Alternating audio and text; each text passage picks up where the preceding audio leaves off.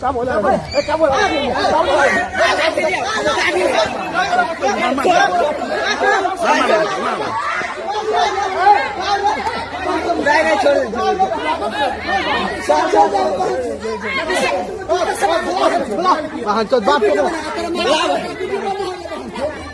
Video बनवा क्या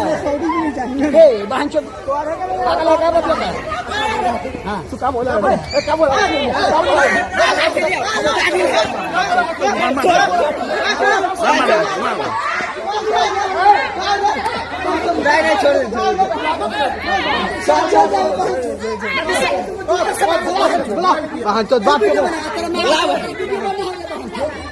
video बनवा यहाँ हटना चाहिए कि नहीं हटना चाहिए मास्टर यहाँ से? हम गाँव के स्कूल में नहीं आ सकते। इनका क्या नाम है विद्यानंद? अच्छा, हम क्यों नहीं आ सकते? ये कभी स्कूल आता है? जब ये खुद अपने नहीं आएंगे तो हम लोग पूछने नहीं आएंगे हमारा बच्चा क्या करेगा, नहीं जाएगा, कैसे जाएगा। खिचड़ी कितना दिन से बंद है? पता नहीं हमको, यही पूछने के लिए तो आए थे। वीडियो बना रहे हैं। 3 महीने से खिचड़ी नहीं बना है। 3 महीने से नहीं बना है। पूछने आते हैं तो पोस्टिंग नहीं करता है। अच्छा, स्कूल में दारू बिक रहा है यहाँ। हाँ यहाँ दारू बिकता है बहुत स्कूल में हमारे।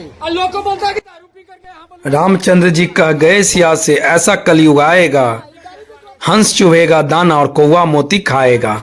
साथियों देख लो, ये हमारे शिक्षक हैं, ये हमारे स्कूल के प्रिंसिपल हैं, ये हमारे बच्चों के भविष्य बनाएगा। कहा जाता है कि जो दूसरा गुरु जो होता है ना माँ बाप के बाद, उस शिक्षक को ही माना जाता है। क्या ये ऐसे शिक्षक बच्चे का भविष्य बनाएगा जो दारू पीता है, दारू पी के पढ़ाता है? अगर माँ बाप कंप्लेन कर रहे हैं तो उसको मारने के लिए जाता है। दादागिरी देखो उसको, वो फोन लगा रहे हैं, वो डरा रहे हैं, धमका रहे हैं। देखो इनकी हिम्मत तो देखो। मतलब आप दारू पियो, उल्टा चोरी और फिर सीना जोड़ी। मतलब माँ बाप आके कंप्लेन नहीं कर सकता है। 3 महीने से वो खिचड़ी नहीं बांट रहा है तो माँ बाप इन्हें कंप्लेन नहीं कर सकता है। इनके खिलाफ कंप्लेन नहीं कर सकता कोई। मतलब इनकी दादागिरी देखो। एक्चुअली बात यहाँ ये है ना, जो शिक्षक का जो बहाली है ना, ऐसे लोगों को बहाली किया जा रहा है जो मतलब पहले है ना, जो गुटखा खाता था।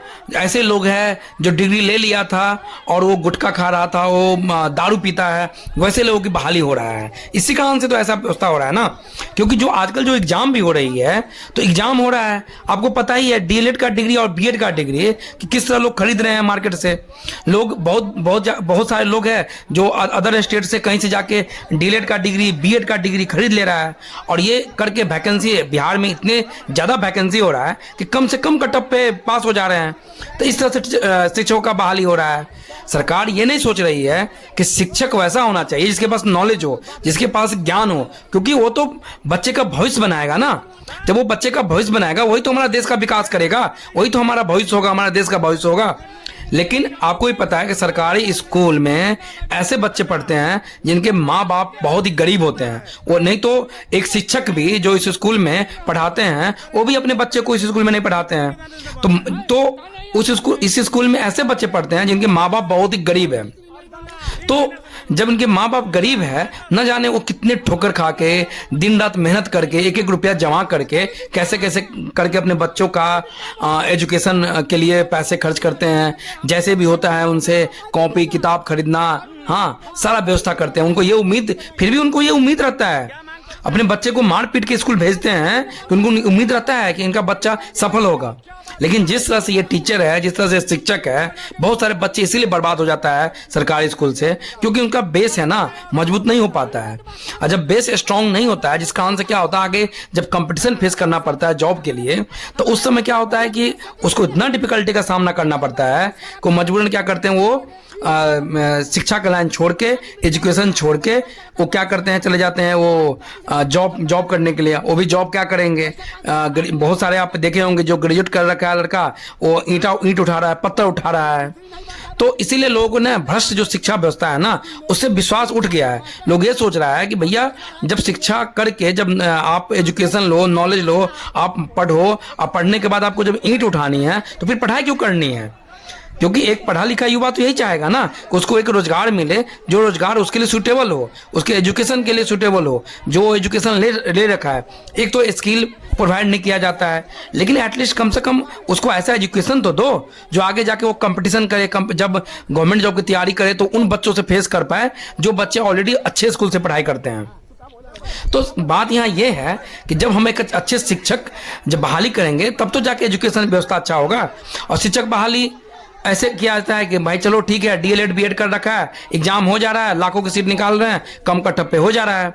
अरे हम ये कह रहे हैं कि आप ऐसे भी तो कर सकते हो। पहले क्या नहीं होता था, ओपन टीचर का रिक्रूटमेंट होता था, ओपन बहाली होती थी। आज से 20 साल पहले क्या ओपन बहाली नहीं होती थी? उस शिक्षक को जाकर देखो आप, उसके पास कितना नॉलेज है। आज भी वो स्कूल में पढ़ा रहे हैं, उनकी आप व्यवहार देखो, उनकी आप देखो कि शिक्षा किस तरह से वो शिक्षा को बढ़ावा दे रहे हैं, किस तरह से वो पढ़ाते हैं। तो क्या आपको ये जो जितने सारे जो यूपीएससी के छात्र हैं, जो स्टेट पीसीएस है, जो प्रीलिम्स मेंस निकाल रखा है, कि क्या उस छात्र को क्या वो छात्र बिना बीएड, अगर योग्य शिक्षक बनाना है, अगर आप चाहते हो कि योग्य शिक्षक सरकारी स्कूल में आए, पढ़ाए, स्कूल का विकास करे, तो आप ओपन कंपटीशन आपको करना पड़ेगा। आप 1 लाख सीट निकालते हो, 1.5 लाख सीट निकालते हो, और इतने योग्य लोग नहीं है जो फॉर्म भर सके, क्योंकि बहुत सारे लोग डीएलएड बीएड का डिग्री खरीद चुके हैं। और जो ऐसे भी लोग हैं जिसके अंदर टैलेंट है, वो बैठा हुआ है घर में। बहुत सारे बच्चे हैं जो यूपीएससी बीपीएससी का इंटरव्यू दे रखा है, मेंस क्लियर कर रखा है, लेकिन वो घर में बैठा हुआ है, वो बेरोजगार बैठा हुआ है। इसीलिए है ना कहावत कि हंस चुभेगा दाना और कौवा मोती खाएगा। टैलेंटेड लोग जो है वो घर में बैठा हुआ है, क्योंकि वो फिर से डीएलएड बीएड नहीं कर सकता, क्योंकि ऑलरेडी उसकी उम्र काफी हो चुकी है। तो कम से कम आप एक मौका तो दो, ओपन कंपटीशन तो कराओ। एटलीस्ट ऐसे तो कर सकते हो ना, सीट बांट दो, 50% ओपन कंपटीशन के लिए, 50% डीएलएड और बीएड के लिए। इससे भी नहीं होता है तो आप ग्रेस मार्क्स रख दो कि जो डीएलएड और बीएड कर रखा है उसको आपको 4 नंबर 5 नंबर ग्रेस मार्क्स रख दो।